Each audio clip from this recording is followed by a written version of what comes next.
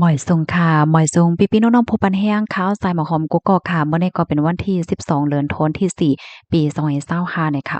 ในตอนรายการเฮาค่ะตอนในเดี๋ยวเนาะพี่น้องค่ะมารับถ่อมด้วยเกี่ยวกับเลยลองวัดไหวลองออกตาออกตั้งลองกวาดไตมือเน้อเนี่ยค่ะพี่น้องค่ะหลายๆก็อ่อนกันต้องถามมาตั้งนำตั้งหลายค่ะเนาะว่าพ้องข้าวซ้อนนำสร้างเกียรติในเฮาค่ะปหปเฮิรนจ่องไลคาหือเนี่ยค่ะเนาะก็เพราะว่าเมื่อป่นมาอำเภอสังในตั้งฝ่ายลงปองจึงเมืองไทยห้องการลงฝ่ายแห่งการเนี่ยก็ ไล่ออกมาหมอกลาดปันตื้อตั้งให้พี่น้องแห่งการยานเมืองจื้ออันมีไว้วีซ่านอน LA ค่ะเนาะอำนั้นก็วีซ่าเหตุการณ์นั้นปขปเฮิรนพ้องข่าวซ้อนนำสร้างเกียรติเปิดตาเมื่อใจหอใจเฮิรนโดยดีอำโลและย้อนเลือนทรีเนี่ยค่ะเนาะอันเปิ้นปันข้าวยามได้ก่อตั้งเอาวันที่1เดือนธันวาคมที่4ต่อถึงวันที่15เดือนธันวาคมที่5ปี2025เข้าตั้งเลินปลายในค่ะเนาะ ก้วยกาวาในตอนดับพี่น้องแห่งการยานเมืองก้นมะคมตุมเมียมมา3ปีใน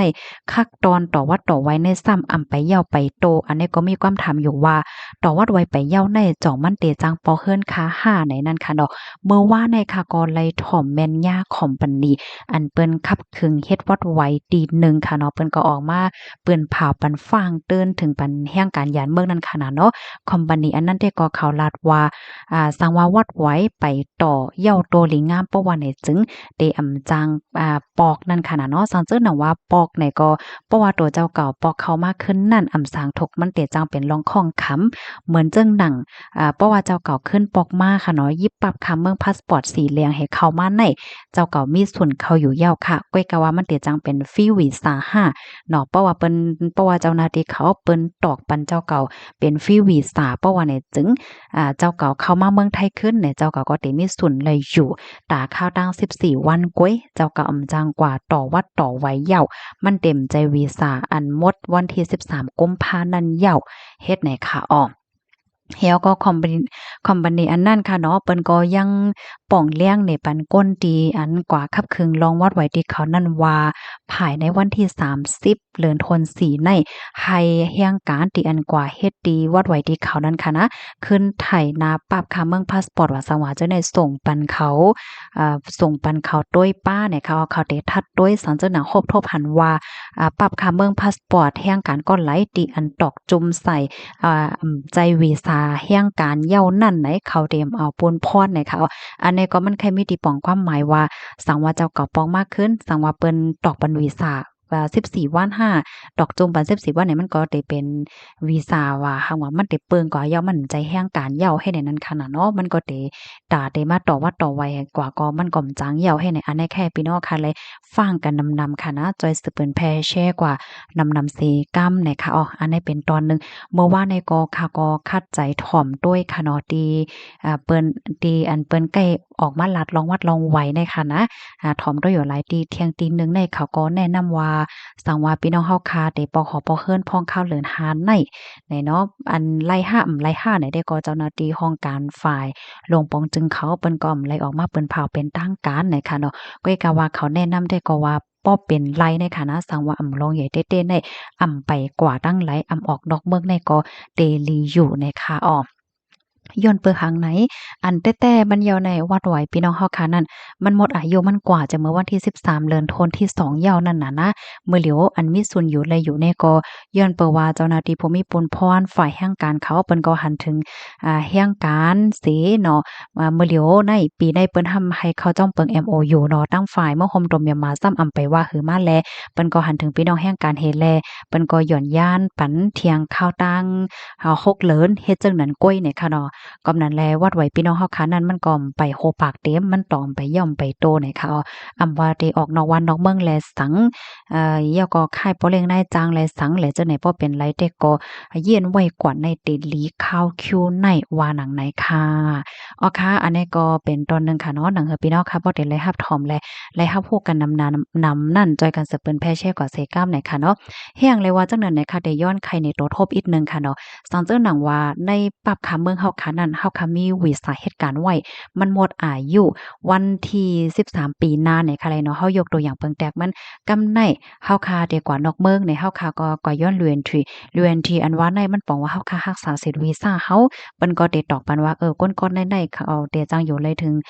13เดือน2ปีหน้าเฮ็ดให้เพราะว่าเฮาค่ะเข้ามาขึ้นในฝ่ายลาวากาตี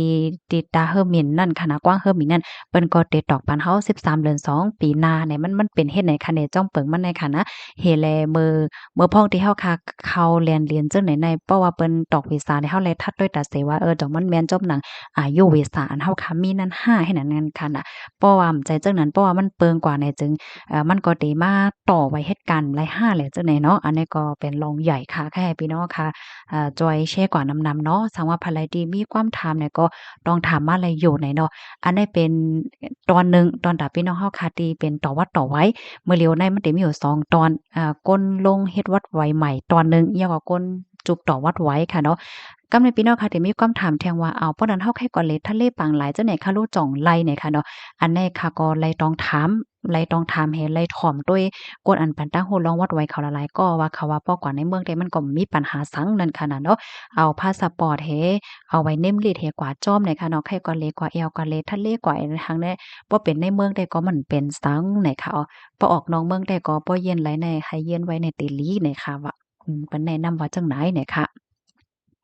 กำในเฮาค่ะสามารถด้วยลองอันน่ะอีกหนึ่งค่ะเนาะอันพี่น้องค่ะที่ลงวัดใหม่อันลงเฮ็ดวัดใหม่ในก็คักตอนมันในทั้งหมดในที่มีอยู่5คักตอนจังได๋ค่ะเนาะคักตอนที่1ต่อถึง3ได้ก็ยาวกว่ายาวค่ะเนาะย่อมยาวก็ข้าวยามมันก็หมดสิ้นกว่ายาวนั่นน่ะเนาะกำในคักตอน1ต่อถึง5ซัมมิตสังหลายเนาะคักตอนที่1ในก็เปิ้นให้บ่เร่งนายจางยินเซียนจื้อกว่าที่เว็บไซต์ workpermit224.doe.go.th นะคะอันนี้เปิ้นให้ยาวภายในวันที่30เดือนธันวาคม12ปี2024ที่ป่นมาค่ะเนาะจำหนังปักเปิงแต่ก็เปิ้นผะออกมาว่าจังนั้นคักตอนที่2ค่ะว่าเสยินต่างเซ็นจื้อยาวค่ะเนาะไลอนุมัติควางยาวประว่าเนี่ยจึงให้กว่ากดเจ็ดป้ายอยู่หลีที่โฮงหยาในให้ยาวภายในวันที่30เดือนธันวาคม3ปี2025อันนี้ก็ป่นมายาวเมื่อเลือนที่ป่นมานั่นคักตอนที่3ค่ะให้ป้อเล็กนายจางยืนต่อปันปต50ตอนตาเหตุการณ์ตอนตาเฮ็ดปันไว้ขว้างเหตุการณ์ของแห่งการให้ยาวภายในวันที่31เดือนธันวาคม3ปี2025อันนี้ก็ยาวกว่าค่ะเนาะข่าวยามันก็ป่นกว่ายาวจังไหนกำในคักตอนที่4ค่ะแห่งการแต่ละกว่าย้อนขว้างเฮ็ดวีซ่าที่ลุ่มตมลาวากะแต่ละกว่าปันข้อมูลส่วนตัวเหมือนจังหนังสแกนหน้าตาเต็กลายนิ้วมือในแต่ละให้ยาวกว่าวันที่28เดือนธันวาคมปี2025ค่ะคักตอนที่5แห่งการแต่ละกว่าเฮ็ดไว้สีของได้ลุ่มฝ่ายโอเปิงเจเวงค่ะเนาะอันนี้ได้เลยยาวภายในวันที่31เดือนธันวาคมปี